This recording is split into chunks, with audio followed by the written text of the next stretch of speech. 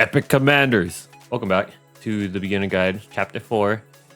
Now, before I start the video, all the timestamps will be in the description. I should be saying this at the beginning of every video, so just in case you want to hop around to the discussion points of what each video is, it's right there, so you don't have to worry about running through the whole video.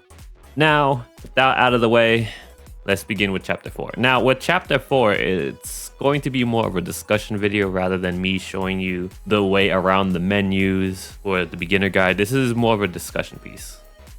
It's still going to be considered a beginner guide because this is a very important topic that you guys will be confronting soon. I've alluded to it in past videos. I think it was on Chapter 2, Chapter 3. But we are going to take this video to discuss the biggest obstacle of starting Nikke. And that is, if you've done more research or if you're just using this video, my video series to build your account, you will come across the term the 160 wall, or what the community calls the 160 wall. Now, what does that mean? What is the 160 wall? So the simplest way I can say what the 160 wall is, it is a progression gate. Other games that have similar progression gates are, Honkai. Well, not really MiHoYo games because I'm not familiar with Impact Third, but I know in Genshin and in Star Rail that there is a World Ascension level that acts as a progression gate. I can't really think of any other games that have like hard progression gates to them. So those are the best examples I can relay. But if there are other progression gates, let me know. But that's what the 160 wall is a progression gate. Now, it's pretty self-explanatory. The progression gate is something that stops you from progressing your account or stops you from progressing further into the gameplay or into the content of said game. Now, why should I care? Why should you care about this progression gate? Well, as I said, progression gate stops you from going further, building upon your account or building upon your characters. If you've been playing this game for a while, I commend you. You buckle down and you have, stuck along with it, which is great. But the 160 wall is the progression gate that will stop newer players from continuing the game. It's the second road stop. It's the second road stop that actively pushes players out of the game. That's why you should care. If you've invested a lot of time and if you've gotten this far into the series, I want to make sure you guys have little to no resistance getting up to and past the 160 wall. Another question would be, when will I hit the 160 wall? For the account that I'm using right now to showcase the beginner guide, right now I'm floating around level 95, but that's just due to me playing maybe about an hour a day, maybe an hour, maybe if I don't really have much to do. I have 2 hours I could spend on the beginner guide account, and then I could just grind away the lost sector or campaign hard mode, the EX stages, whatever. It's if I have time. But at this moment in time, I believe I am in chapter 9, chapter 10, floating around that area. So I'm not sure if you guys watching the guide are around that area, but that's where I'm at right now. And that's just me playing like maybe about an hour a day. 30 minutes, 20 minutes if you're just doing your dailies. You probably aren't get up to this point. Probably are. I'm not sure. I don't know how fast you guys are at this game or how much time you dedicate every day, but I'm just going off of what I do. Okay, so you will hit the 160 wall at my pace at the beginner guide account that I have right now. I am set to hit the 160 wall around 1.5 months, maybe 2 months into the game. That's if I'm regularly playing the game. Yours might take longer. Yours might be shorter, depending if you are spending money in the game or if you're trying to stay free to play as possible. That's when you'll be hitting the 160 wall. Around 2 months, just to say around 2 months, if you're dedicating a lot of time into the game. It could be faster, but that's what it is. Now, how do you prepare to go up to the 160 wall or getting through as fast as possible through the 160 wall? So there are a few things that you can do for your character. One is, of course, trying to get 5 SSR units at 3 stars or MLB as fast as possible. Now that's the easiest way, but let's say you're not able to get 5 SSRs at 3 stars as soon as you come coming close to the 160 wall or you're at the 160 wall. There are a couple of things you can do, and I'm going to show you right now. So we're on my main account right now. So what's going on, Helm? So we're on my main account right now.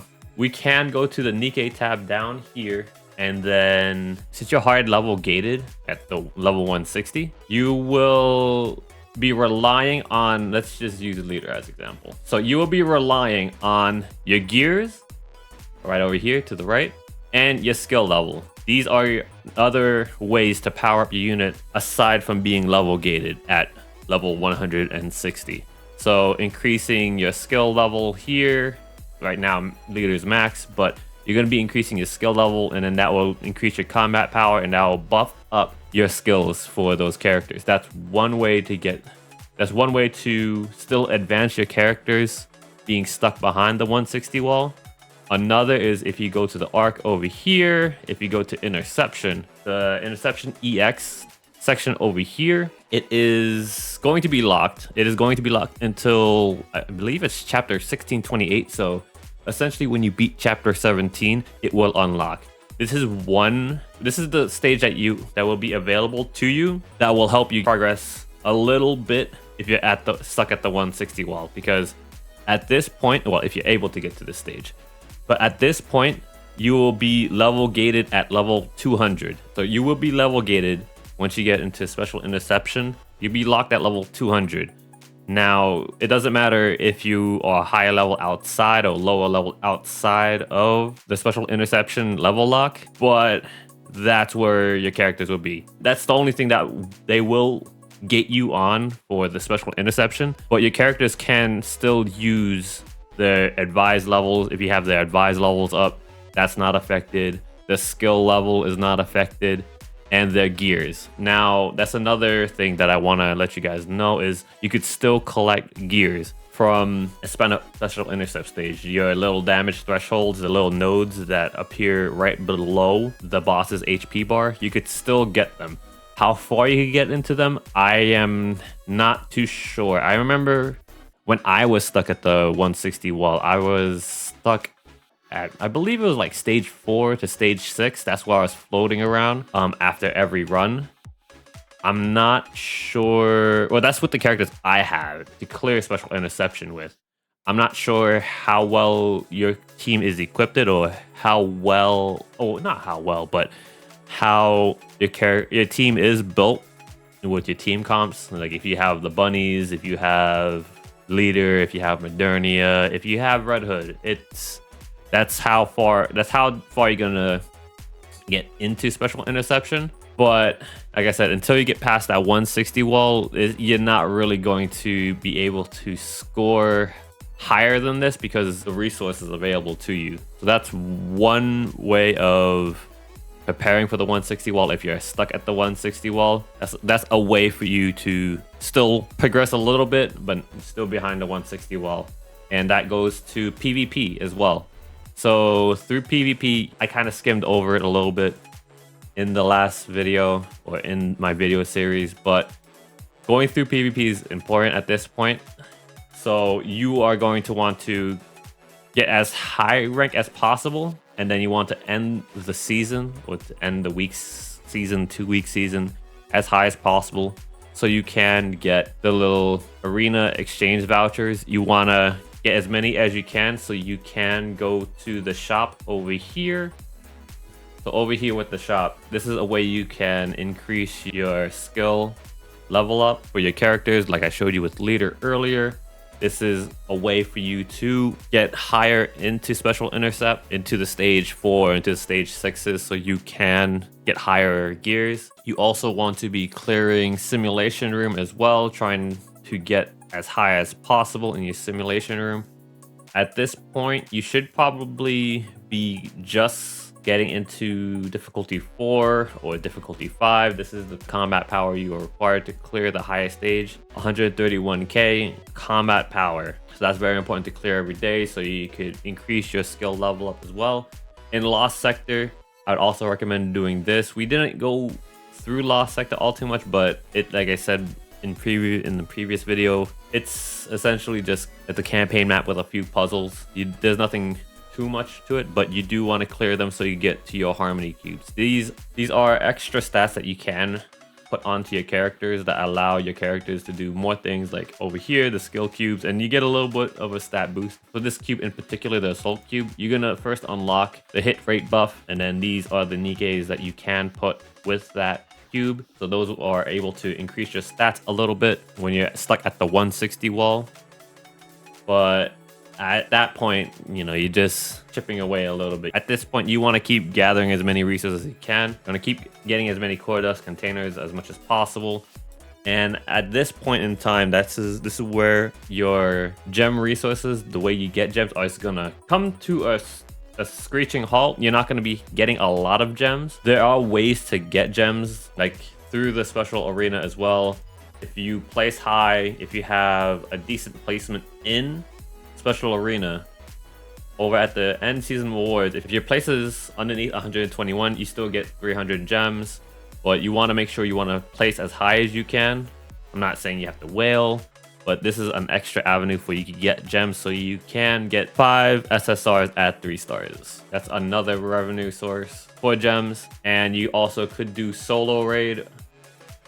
Solo raid, it's very important just to try solo raid. You don't have to go far into it. You just need to get your season end rewards. Even if you don't place your battle reward, which is 100 gems. Every little goes a long way. 100 gems could make or break a single to a multi. So you want to gather as many gems as you can. Make sure you're doing your dailies. Make sure you're doing your weeklies. Going to the shop. Going to the broken core section, the co-op raid shop. And then you want to keep exchanging your broken cores for gems every week. And you want to get all the resources there besides the ticket. You could get the vouchers, you can get the battle data and the credits if you want to, but I highly recommend just going for the core dust. Other than that, you should be all right. One thing I do want to touch up upon while I'm talking about the 160 wall is you need to be aware of units that are available for pity. The reason why I'm telling you guys to keep summoning on the ordinary recruit banner is so you could accumulate silver tickets. I'm gonna have like a little infographic or little pictures at this point in time. It's gonna show up on the monitor. So these are the units that are available if you go to the shop and then you go to the mileage shop. These are the units that are available at reset every day. It resets every 24 hours. You could get, there's 9 slots. You can get any of these units in those 9 slots. The only units that I am aware that you cannot get in the silver mileage tickets are Dala and Celine. I'm not sure why they haven't added them yet, but those are the units that you cannot get from the silver mileage shop. You can adjust your wish list accordingly to this little graphic that I'm keeping up, but that's up to you at this point. Now, I do not recommend you using your silver mileage ticket to redeem a character you don't have, because these are spare bodies, and spare bodies do not count towards having the unit. They count as a dupe of the unit. So with silver tickets, I don't want you guys to redeem the spare bodies, because that counts as the dupe and not the actual character themselves. So you want to stay away from that. You want to make sure you're using your silver tickets to redeem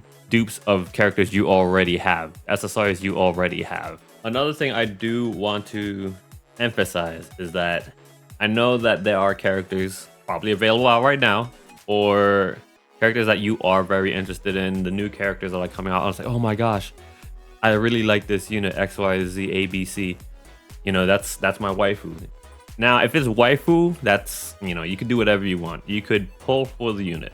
But I'm reiterating right now, and I'm emphasizing, you want to have 5 SSRs at 3 stars, because the faster you get through the 160 wall is the faster you could just start going to the special recruit banner and using your gems on those units. If they're not limited time units, they will show up on the wish list, so you don't have to worry. Other than that, if they are limited time units, it's up to your discretion at that point. But I want you guys to know that you will be stuck, because if it's a limited time unit, you have to pull 3 copies of that unit. They will not show up on the wish list. Collab characters have not came back yet. If you're pulling on a collab character like the Chainsaw Man or the Neo Automata banners, you will need to 3-star them as you pull them, or the holiday special units, or the seasonal units like the Christmas units, or Summer Anise. Those are special time of the year units that I don't recommend summoning for, because those are considered limited units. Shift Up has put in the surveys, giving us an option in the survey saying that, do you want limited units to come back? If you're ever doing the survey, always say yes. Always say yes. Do you want limited units to come back? Always say yes. For me, it came up to me in one of the surveys, and I said yes to all the options of how they are to be implemented. Wrapping things up, that's going to be it for chapter 4. This is going to be more of a discussion video, like I said. It's not going to be more of point and click and showing you guys where to go, what to do. This is more of a discussion video. The B-roll that you guys are seeing is just me doing my solo raid attempts, however long it is. You know, you could just enjoy me fucking up all over the place. I wanted to make the 160 wall its own video, because it's a very big topic that a lot of new players will be asking. Like, okay, how do I get past the 160 wall? Is there easier ways to get past the 160 wall? How do I get past the 160 wall? But thank you everyone for stopping by, watching the video. Consider giving it a like, give me a subscribe, comment down below, let me know what I missed. If you guys have any other questions, like, hey, how should I construct my teams?